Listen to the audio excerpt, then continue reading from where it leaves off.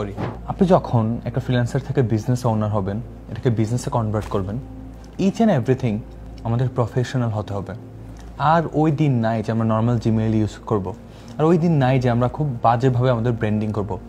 So সব দিক থেকে আমাদেরকে বোঝাতে হবে আমরা একটা গুড ব্র্যান্ড, আমাদের ব্র্যান্ডিংগুলো ওইভাবেই করতে হবে।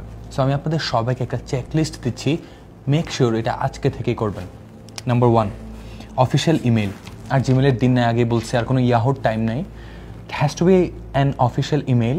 আপনি হচ্ছে একটা ডোমেইন কিনবেন, ওই ডোমেইনের আন্ডারে আপনার ইমেলটা হতে হবে।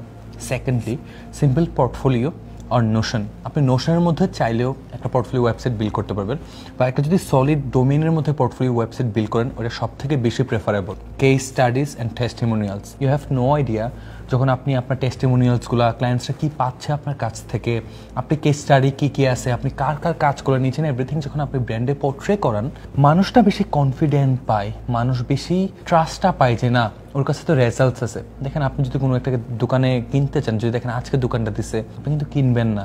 আপনি দেখেন যখন তার একটা রেপুটেশন আছে, তা অলরেডি একটা ব্র্যান্ড ভ্যালু ক্রিয়েট করছে ইতিমধ্যে, রাইট? সো এটা খুব বেশি ইম্পর্টেন্ট। পাশাপাশি এই জিনিসগুলো মেক শিওর করবেন, clear visuals, logo and offer positioning. আপনার ভিজুয়ালসগুলো ক্লিয়ার কিনা, ইচ অ্যান্ড এভরিথিং আপনার ব্র্যান্ডের মধ্যে যা পোর্ট্রে করতে চাচ্ছেন। পাশাপাশি লোগোগুলো সলিড হতে হবে, লোগোর সাথে কভার ফটো অ্যালাইনমেন্ট থাকতে হবে, একটা ভাইব রাখতে হবে, মানুষ যাতে ওই ট্রাস্টটা পায়।